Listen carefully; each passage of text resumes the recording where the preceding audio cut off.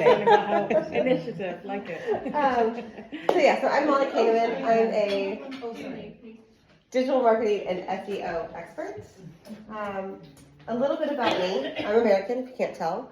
I was born in Tennessee. I was raised in Kentucky, and then I was matured in Chicago. I lived in Chicago for 15 years. It's where I have all of my adult connections and all my adult friends. A lot of my family is still in Kentucky. My parents were only in Tennessee long enough to have children, and then they went right back. I was a digital nomad for about 8 years, and I worked and lived out of a backpack across 20 different countries. I moved to the UK in 2023 and eloped that same year.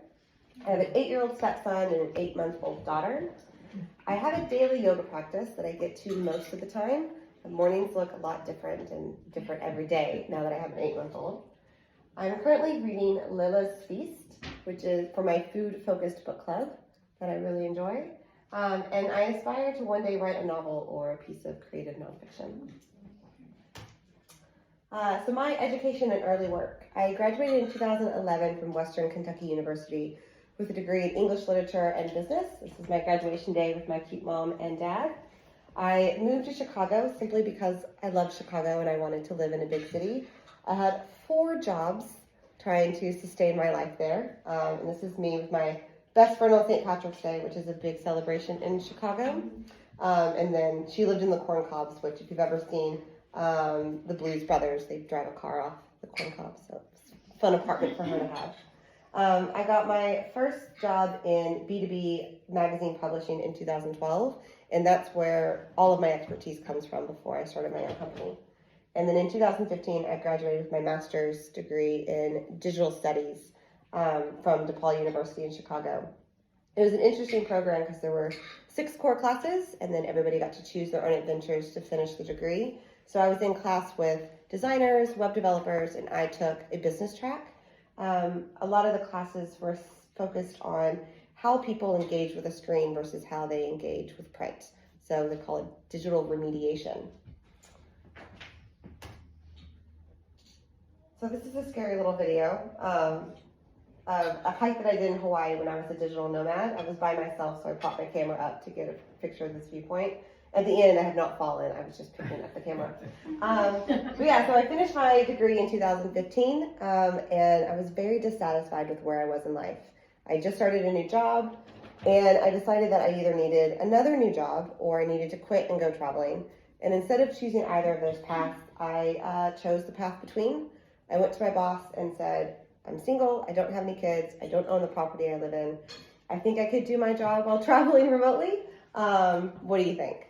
And we had that exact same conversation 8 years in a row, where we revisited the topic of whether or not I was still hitting my goals and deliverables while traveling and working remotely. So I traveled from August of 2015 until the pandemic. And along the way, I started doing work exchanges with small businesses as well. So here's like a list of some of the small work exchanges that I did while traveling. The first one that got me started was scuba diving on the Great Barrier Reef. So in exchange for being a deckhand, I got to go scuba diving for free. So I've been on the Great Barrier Reef 40 times. I worked at a surf hostel in Morocco in exchange for a free place to stay, free surf lessons as well. And I just hung around the hostel and answered questions of guests that were there and took care of things. I also worked on and built a website for a tour company in Morocco in exchange for a free tour out into the desert, which was great. Kind of like what Julie does locally, I pet sit around the world. So in Vietnam, Bali, and Seattle, I pet sat in exchange for an apartment.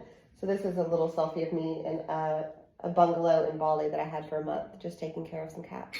It also came with a moped. It was a lifestyle. And then the last one I did was I built an e-commerce website for a dive shop in exchange for my next level certification. Which kind of leads to the pandemic. I got stuck in the Galapagos. I was there on a scuba diving trip when the world shut down, and it was kind of voluntary that I got stuck because when they were evacuating the island, they could only guarantee that I got to mainland Ecuador, but they couldn't guarantee that I would get back to the US. So I decided to stay on the island instead of where I knew people, instead of being in a hotel room where I didn't know anybody. So it was 5 months before everything got sorted and the airlines could guarantee full travel. And from the Galapagos, I ended up going to Chicago and moving in with my best friend. Sadly, not in the corn cobs anymore, but same best friend. How did I end up in England from there? So I had a trip planned during COVID that was interrupted, where two friends that I met who are London-based, we were going to drive the North Coast 500 in Scotland. That didn't happen, so instead I just came to visit them. First time I was able to get out of the country after the pandemic. The wife and I did a cute little weekend trip to Bath, as girls do, but she got sick and went back to London and left me alone in Bath. So I got on the dating apps, looking for someone to have lunch with and go out for a drink with in Bath, and that's how I met my husband, Paul. I came back to England a couple months later in July for the Women's Euros, which was in England that summer.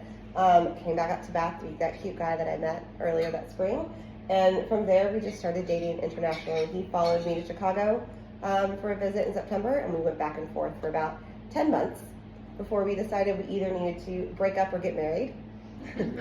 And so he and my stepson Louis came to Chicago to visit me, and we eloped and surprised everybody with our rash judgment. But then a couple months later, I got my spousal visa and I moved to the UK. Also with my move to the UK, I started my own company because whole time all this is happening, I'm still working for the WMB publisher in Chicago. They were fine with me working remotely. UK government was not happy with me working for a US company. So the US company either needed to set up a UK payroll or I needed to quit. So I quit, started my own company, and then that company hired me as a contractor. So when I first started my company, I had training wheels. What does not come with training wheels is having a baby, which is what I did in March. So I've been on maternity leave most of the year. This is Leah. She's named after my late mom. She's precious. This is where most of my time and energy has been spent this year.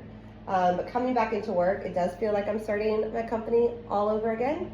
I don't have those big contracts that I had when I started my company the first time. I've kind of been all over the shop with that freedom, thinking about doing marketing coaching, accountability coaching, doing creative marketing, all over the place.